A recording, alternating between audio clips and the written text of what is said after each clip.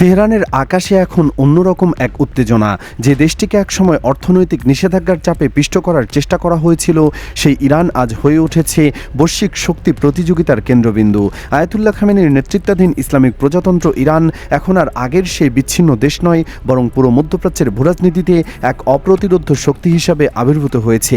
আর এই উত্থানের পেছনে রয়েছে দুই বৈশ্বিক পরাশক্তির প্রত্যক্ষ সহায়তা। রাশিয়া এবং চীন যেন একে অপরের সাথে প্রতিযোগিতায় নেমেছে কে কত দ্রুত ইরানকে সামরিকভাবে শক্তিশালী করতে পারে। এই প্রতিযোগিতা শুধু অস্ত্র বিক্রয়ের মধ্যেই সীমাবদ্ধ নেই, বরং এটি একটি বৃহত্তর ভূরাজনৈতিক খেলার অংশ, যা পুরো বিশ্ব ব্যবস্থাকে নতুনভাবে সাজাতে পারে।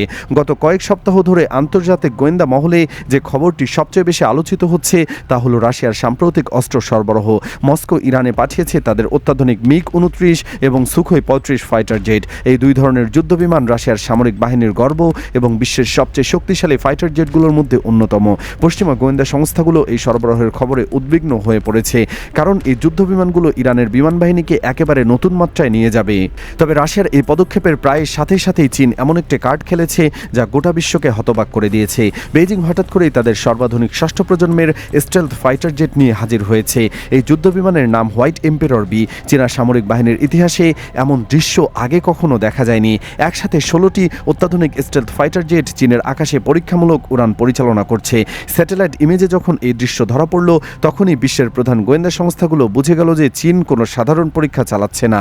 এটি একটি বার্তা, একটি প্রদর্শনী এবং সম্ভবত কোনো বড় পরিকল্পনার সূচনা। হোয়াইট এম্পেরর বি শুধুমাত্র একটি যুদ্ধবিমান নয়, এটি প্রযুক্তির এক অসাধারণ নিদর্শন যা বর্তমানে বিশ্বের সামরিক প্রযুক্তির সীমানা অতিক্রম করে গেছে। এই ফাইটার জেটে ব্যবহৃত হয়েছে হাইপারসনিক স্টেলথ প্রযুক্তি, যা একে রাডার থেকে সম্পূর্ণ অদৃশ্য করে দেয়। বিশ্বের সবচেয়ে উন্নত রাডার ব্যবস্থাও এই বিমানকে শনাক্ত করতে ব্যর্থ বলে দাবি করেছেন সামরিক বিশেষজ্ঞরা। এমনকি আমেরিকার তৈরি সর্বাধুনিক রাডার সিস্টেমও এই জেটের সাথে অকার্যকর হয়ে পড়ে।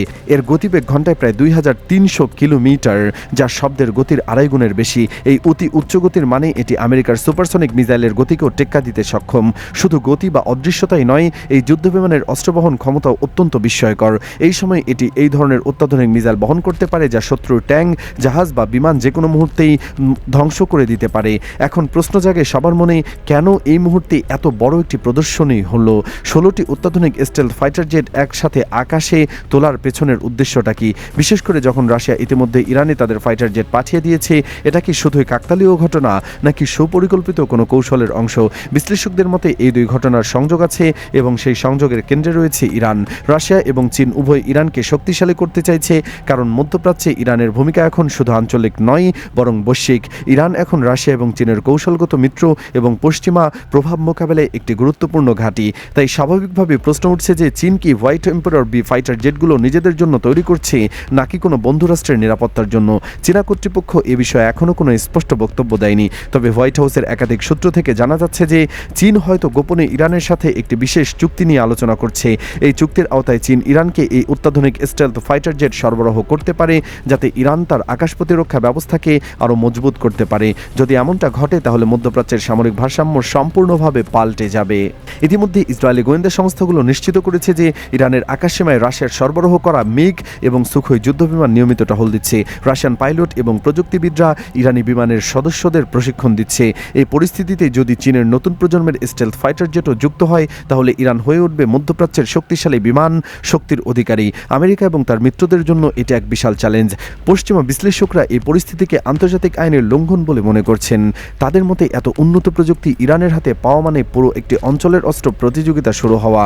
চীন এখন পর্যন্ত তাদের আসল উদ্দেশ্য নিয়ে মুখ খুলেনি। বেইজিংয়ের সরকারি বক্তব্য অনুযায়ী তারা শুধুমাত্র তাদের নতুন প্রজন্মের যুদ্ধবিমান পরীক্ষা করছে এবং এটি তাদের জাতীয় প্রতিরক্ষা উন্নয়নের একটি স্বাভাবিক অংশ। কিন্তু যারা আন্তর্জাতিক সম্পর্ক এবং সামরিক কৌশল বোঝেন, তারা জানেন যে চীনের এই পদক্ষেপের পেছনে গভীর রাজনৈতিক বা কৌশলগত হিসাব রয়েছে। 16টি অত্যাধুনিক ফাইটার জেট একসাথে উড়ানো শুধুমাত্র পরীক্ষামূলক কার্যক্রম নয়, এটি একটি বার্তা। বিশ্বকে জানানো হচ্ছে যে চীন এখন সামরিক প্রযুক্তিতে আমেরিকার সমকক্ষ বা হয়তো তার থেকেও এগিয়ে। সাম্প্রতিক বছরগুলোতে চীন, ইরান এবং রাশিয়া একসাথে একাধিক যৌথ সামরিক মহড়া পরিচালনা করেছে। 3 দেশের বাহিনী একসাথে ভারত মহাসাগর এবং আরব সাগরে মহড়া করেছে, একে অপরের সাথে প্রযুক্তি ও তথ্য বিনিময় করেছে।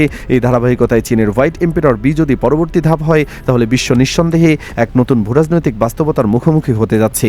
উত্তর কোরিয়া, রাশিয়া, এখন সম্ভবত চীন সবাই মিলে ইরানকে এমন এক শক্তিতে পরিণত করছে যা পশ্চিমা প্রভাবকে চ্যালেঞ্জ জানাতে পারে।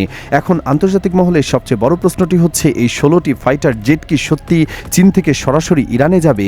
যদি যায় তাহলে শুধু ইরানের সামরিক ক্ষমতায় বৃদ্ধি পাবে না, বরং গোটা মধ্যপ্রাচ্যের শক্তির ভারসাম্য মৌলিকভাবে পরিবর্তিত হয়ে যাবে।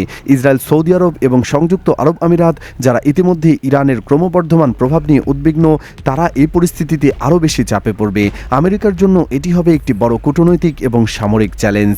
চীনের এই যুদ্ধবিমান প্রদর্শনী থেকে আরেকটি বিষয় স্পষ্ট হয়ে উঠেছে। চীন হয়তো গোপনে আরও অনেক উন্নত প্রযুক্তি তৈরি করে রেখেছে, যা এখনও বিশ্বের সামনে আসেনি, কারণ ষষ্ঠ প্রজন্মের ফাইটার জেট তৈরি করা অত্যন্ত জটিল এবং ব্যয়বহুল। বিশ্ব এখন পর্যন্ত মাত্র কয়েকটি দেশ এই প্রযুক্তিতে কাজ করছে এবং কেউই এখনও সফলভাবে এতগুলো জেট তৈরি করতে পারেনি। চীন যেখানে একবারে 16টি জেট নিয়ে হাজির হয়েছে, সেখানে প্রশ্ন জাগে তাদের কাছে আরও কতগুলো আছে এবং যা এখনও গোপন রাখা হয়েছে। সামরিক বিশ্লেষকদের ধারণা, চীন সম্ভবত প্রকাশ্যে এখনই কিছু ঘোষণা করবে না, তবে পর্দার আড়ালে তারা ইরানের সাথে একটি দীর্ঘমেয়াদী সামরিক সহযোগিতা চুক্তি তৈরি করছে। এই চুক্তির আওতায় শুধু যুদ্ধবিমান নয়, বরং মিসাইল প্রযুক্তি, রাডার সিস্টেম এবং অন্যান্য উন্নত সামরিক সরঞ্জামও অন্তর্ভুক্ত থাকতে পারে। এর অর্থ হলো, খুব শীঘ্রই হয়তো আমরা শুনব যে ইরানের আকাশে চীনের তৈরি হোয়াইট এম্পারর বি দেখা যাচ্ছে। সেই দিন যদি সত্যিই আসে, তাহলে মধ্যপ্রাচ্যের সামরিক মানচিত্র সম্পূর্ণ নতুনভাবে আঁকতে হবে। বিশ্বের প্রধান শক্তিগুলো এখন চীনকে আরও বেশি গুরুত্বের সাথে পর্যবেক্ষণ করছে। সামরিক প্রযুক্তিতে চীন আর পিছিয়ে থাকা কোনো দেশ নয়, তারা এখন প্রথম সারির শক্তি এবং তাদের প্রভাব বিস্তার করছে বিশ্বজুড়ে। ইরানকে কেন্দ্র করে যে নতুন জোট তৈরি হচ্ছে, তা পশ্চিমা আধিপত্যকেই সরাসরি চ্যালেঞ্জ জানাচ্ছে। এখন সবাই অপেক্ষায় আছে দেখার জন্য যে চীন কি সত্যিই অত্যাধুনিক ফাইটার জেটগুলো ইরানে পাঠাবে কিনা, আর যদি পাঠায় তাহলে আমেরিকা এবং তার মিত্ররা কী ধরনের প্রতিক্রিয়া দেখাবে।